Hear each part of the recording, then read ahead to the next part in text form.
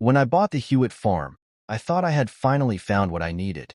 Seriously, that land was perfect. Peace and quiet in the middle of nowhere, far from the noise and chaos of the city. I could finally have my own slice of paradise, you know? And the price. Let's just say it was a steal. Only after I closed the deal did I start to understand why. As soon as I arrived at the nearby village to buy some tools, I noticed the stares. People didn't look directly at me, but I felt their eyes on me, as if I had a sign around my neck that read outsider. At the store, when I spoke to the older attendant, he fell silent the moment I mentioned the Hewitt farm. I tried to joke about the purchase, said it would be my retreat. He just raised an eyebrow and said something I'd never forget. "No one stays there for long, kid."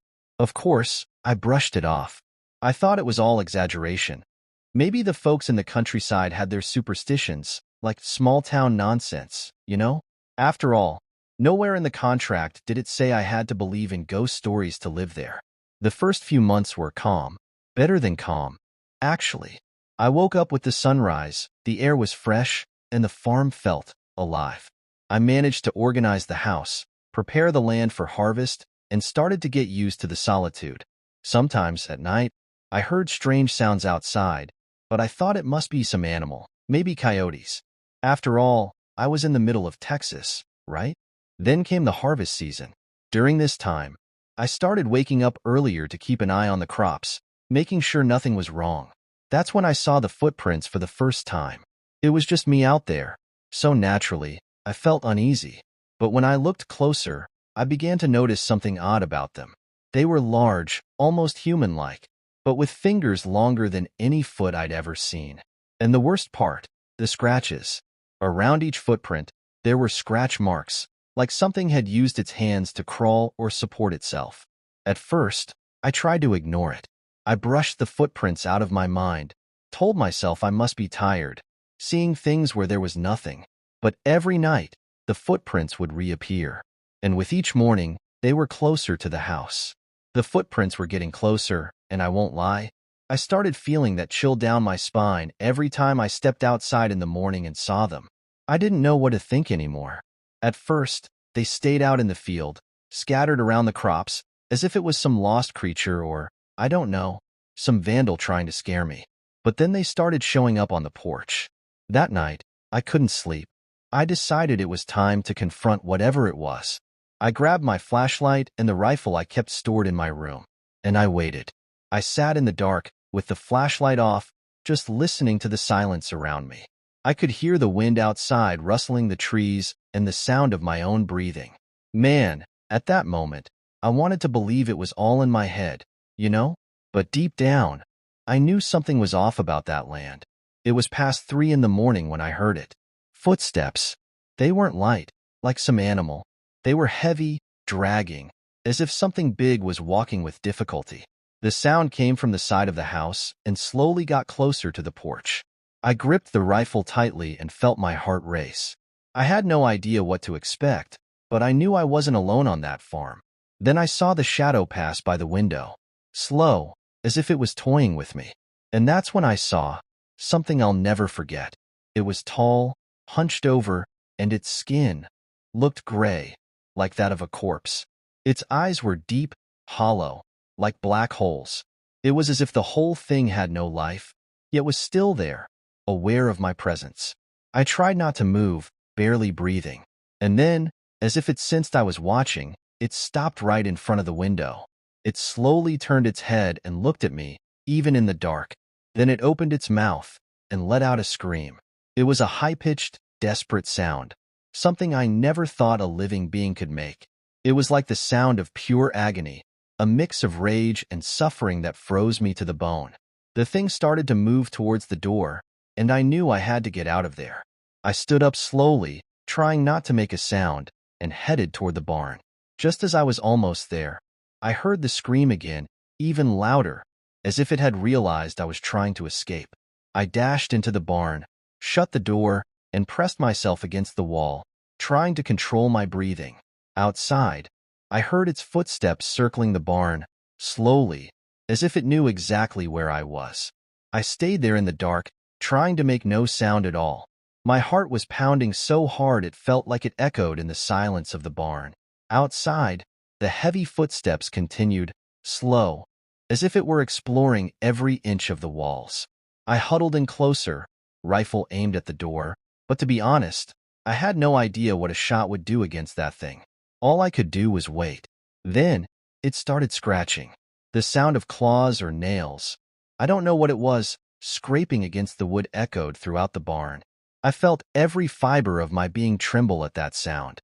The thing was scratching at the walls, climbing, descending, as if it were trying to get in through some place I couldn't see. And at one point, it started whispering. But whatever that sound was, it wasn't a language I understood. It was strange, filled with pauses and clicks, almost as if it were speaking directly into my mind. I shut my eyes, trying to focus, trying to ignore that sound that felt like it wanted to invade my mind. But it wouldn't stop. The voice grew louder, as if it were trying to break down the walls and reach me. I felt the pressure rising, as if the entire barn was about to explode at any moment. And then silence. I stayed there, not moving, rifle still aimed at the door, waiting for any movement. And nothing. The absolute silence outside was even worse than the noise. I didn't know if the thing had gone away or if it was waiting for me to give any sign that I was still there. I had no idea what to do. Minutes passed and finally, I mustered the courage to go to one of the gaps in the wood to try to look outside. I couldn't see much, just the shadow of the field swaying in the wind. And then, right at the edge of the field, there it was. That thing was standing there, just watching me, even from a distance. It was as if it knew exactly where I was and wanted me to see it.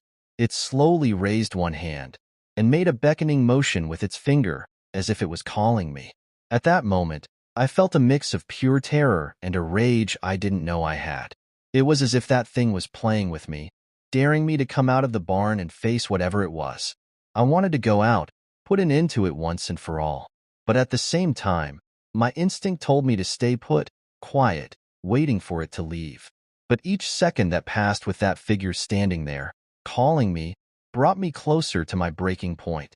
She was still there, standing motionless, her arm stretched out, finger pointing right at me, like she was saying that everything there belonged to her. And I was just an intruder. I could swear that, even from that distance, I could feel those empty eyes of hers glued to me, like she was piercing into my mind. The whisper had stopped, but inside, I couldn't shake the feeling that she was still talking to me in some way. It was something alive, or at least something with a will of its own. Then, out of nowhere, she lowered her arm and took a step towards me. My body froze. I wanted to run, but it was like my legs had turned to stone. She took another step, and another. Slow, deliberate, like she wanted me to feel every inch she advanced. I backed up to the far end of the barn, stumbling over tools, trying not to make a sound, but every little thing I knocked into felt like a thunderclap in the dead silence of the night.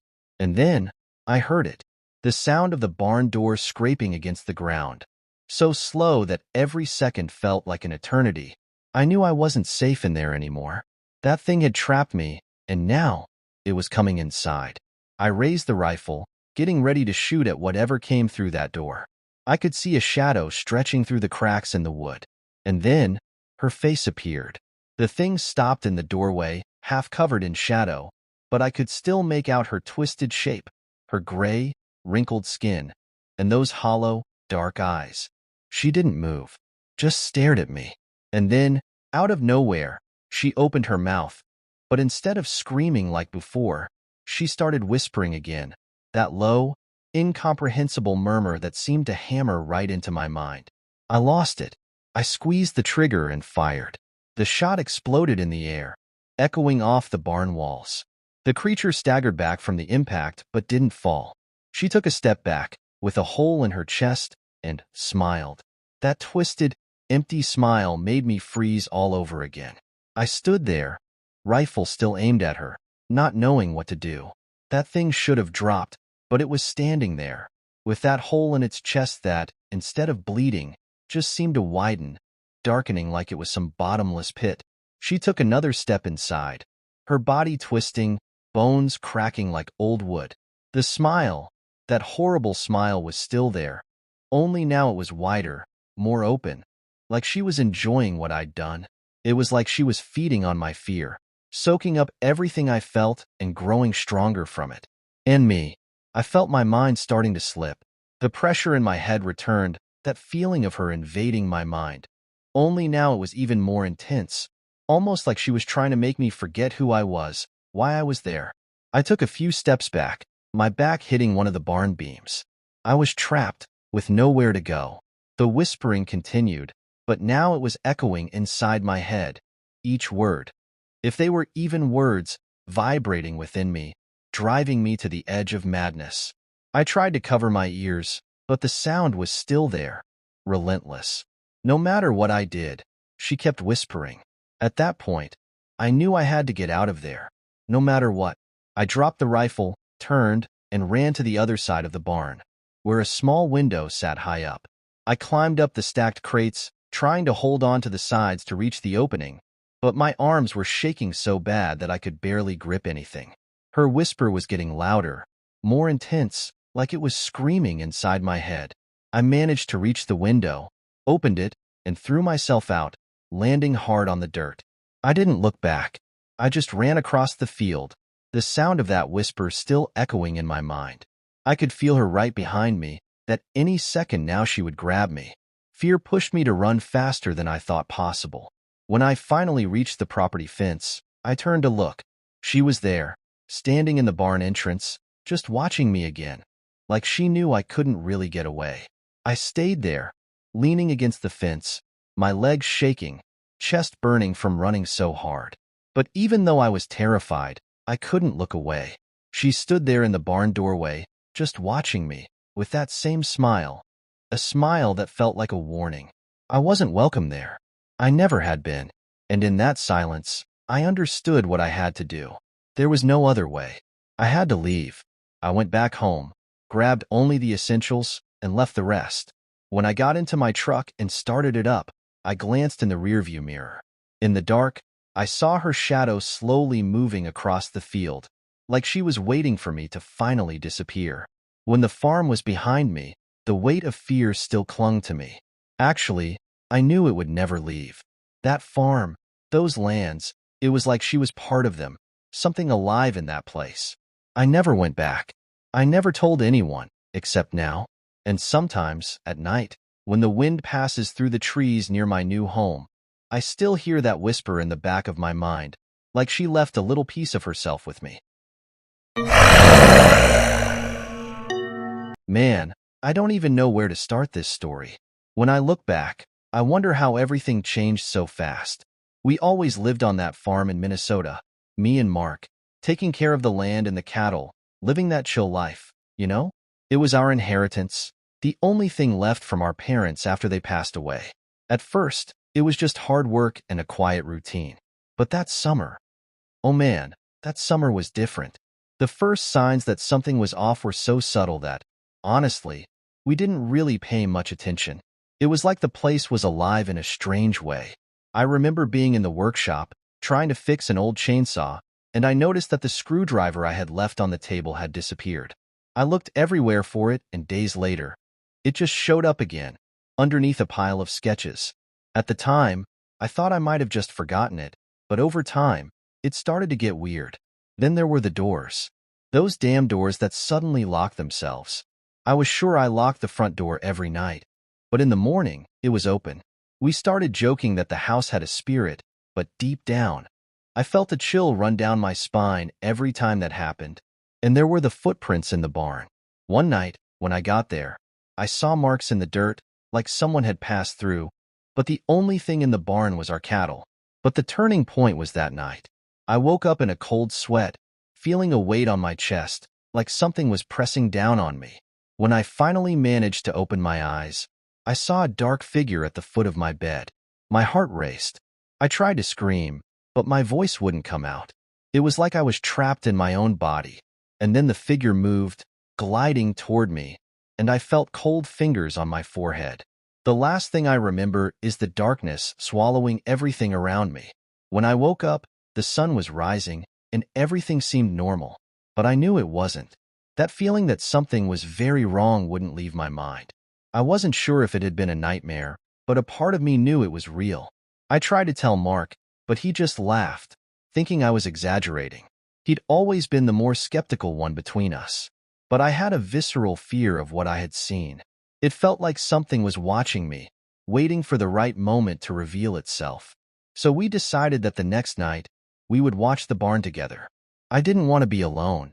We armed ourselves with flashlights, grabbed knives, and sat in a dark corner, trying to ignore the sounds of nature around us. The silence was oppressive, and the darkness seemed to spread thicker by the second. Then, around 2 in the morning, we heard footsteps. These footsteps weren't from any animal. It was like someone was moving on the roof, deliberately making themselves heard. I looked at Mark, and he was pale. What the hell was that? I had felt fear before, but nothing compared to that feeling. Then, a silhouette appeared, coming down the barn stairs. A human, or at least it looked like one. But it wasn't human. Its eyes glowed a bright red, as if they were on fire, and its skin was peeling, splotched with a greenish color. I couldn't process it. When the thing crossed the space between us, I felt an intense cold, like death itself had passed through me. Before I could react, it vanished into the darkness. What the hell was that? What just happened? After that night, everything got worse. Mark was changing. He started to shut down, getting more and more terrified, and so was I. The things that used to be funny were now terrifying. Every day, it was harder to get out of bed, harder to face the reality that we were trapped in that place. Nobody wanted to buy the farm. We tried everything, but the property seemed marked in some way. That's when Mark decided he would stay and try to figure it all out. And me? I just couldn't handle it. I moved away. I knew I had to get away from that madness, even if it meant leaving my brother behind. I wanted to believe he would be okay, but a part of me always knew he was in danger. Years later, the farm was still there, and Mark had disappeared. The only trace of him that remained was a crazy diary, filled with scribbles and drawings of something he found, something that haunts me to this day. No one can explain what happened, and the only certainty I have is that I will never go back to that farm. The last thing I saw there was the red light of his eyes, those eyes that followed me in the darkness, as if they were waiting for the next victim. The story begins on a hot summer day in the late 90s, and I'm Cristiano, a history teacher who's always had an insatiable curiosity. When I received the news that I had inherited the Whitefield farm, an abandoned property that belonged to my uncles, I didn't know whether to laugh or cry. It was an inheritance I never expected, and the first thing that came to my mind was, why did they leave this bomb for me?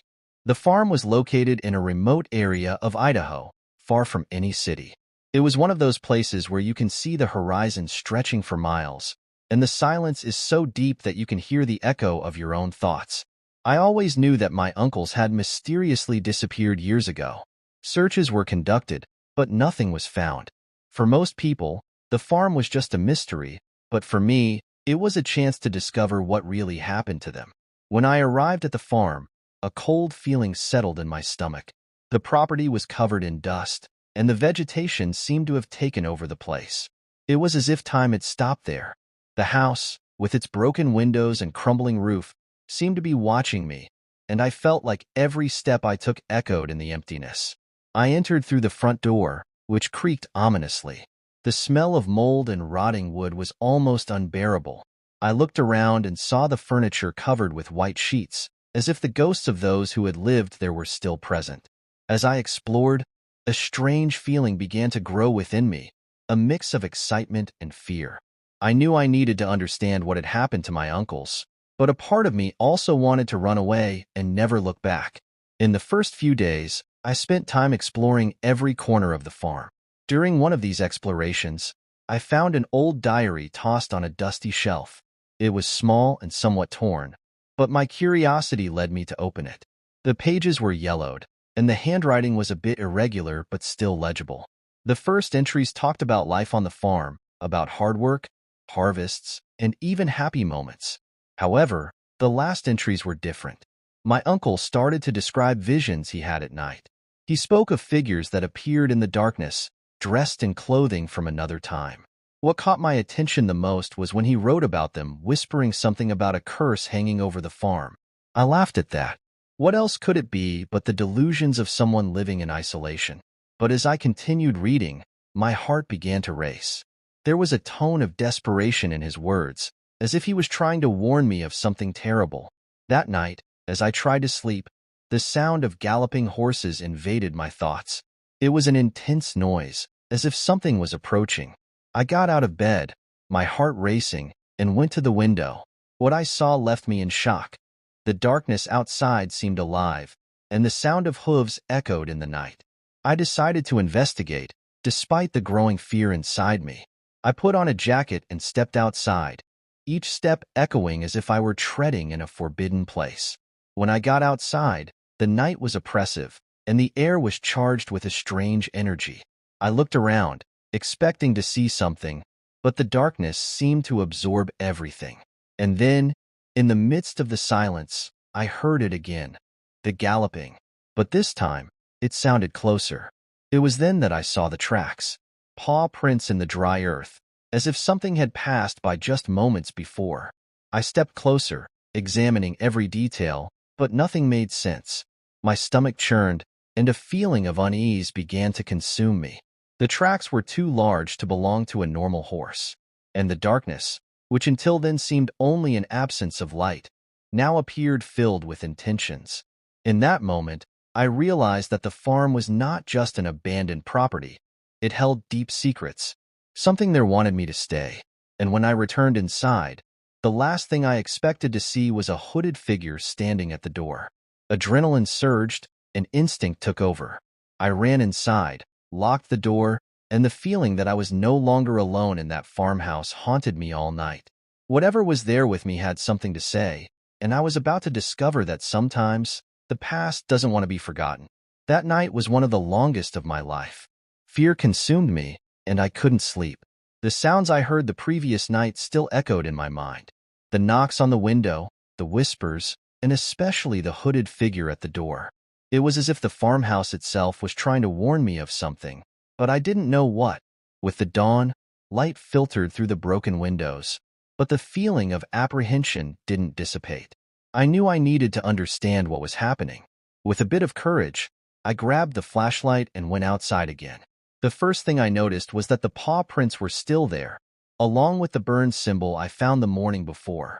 I approached it and saw that the symbol was clearer now, as if it had been drawn with purpose.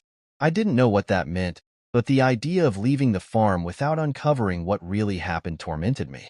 So, I decided to follow the paw prints, even knowing I might be getting into something I couldn't understand.